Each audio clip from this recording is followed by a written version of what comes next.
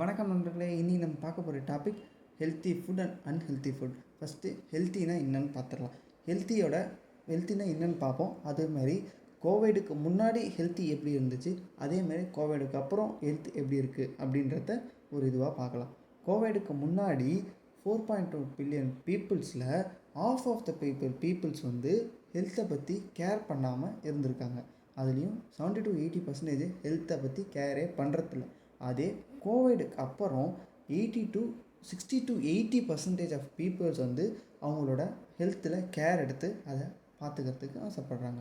அதே மாதிரி healthy foods அப்படின்னா நீங்கள் டே டு டே சாப்பிட்ற ஜங்க் ஃபுட்ஸ் இல்லாமல் ஹெல்த்தி ஃபுட்ஸ் அப்படின்னா fruits, vegetables and green vegetables is a good for health. And also juice குடிங்க. நீங்கள் என்னென்ன சாப்பிட்னாலும் வெஜிடபிள்ஸாக சாப்பிடுங்க அண்ட் ஃப்ரூட்ஸாக சாப்பிடுங்க.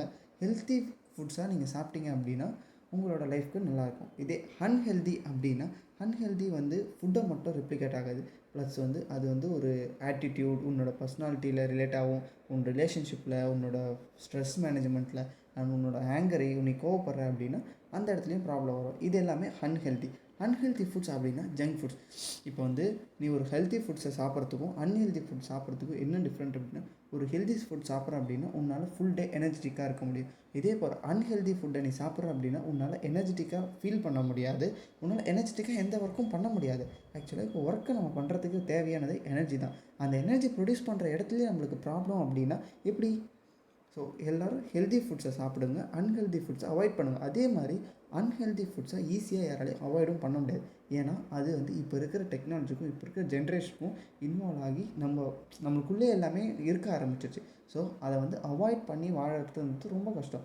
பட் கண்ட்ரோல் பண்ண முடியும். இப்போ வீக்லி 7 டேஸில் நீ ஒரு 4 நாள் 5 நாள் ஹெல்தி ஃபுட் சாப்பிட்றேன்னா ஒரு 2 டேஸ் அன்ஹெல்தி ஃபுட்ஸாக இப்போ நம்ம morning, evening and night, so morning, afternoon, night 3 வேலையும் சாப்பிடுவோம். ஸோ அதில் ஒரு வேலையை மட்டும் ஹெல்தி ஃபுட்ஸ்லையும் இன்னொரு வேலையை அன்ஹெல்தி ஃபுட்ஸும் மேட்ச் பண்ணிக்கலாம். மற்றபடி ஃபுல் டேவும் அன்ஹெல்தி ஃபுட்ஸாக சாப்பிட்றது டேஞ்சர். ஸோ உனக்கு உங்கள் லைஃப் நல்லா இருக்கணும், உன்னோட ஹெல்த்து நல்லாயிருக்கும் அப்படின்னா ஹெல்த்தி ஃபுட்ஸை கன்சியூம் பண்ணுறது ஸ்டார்ட் பண்ணுங்கள். தேங்க்யூ.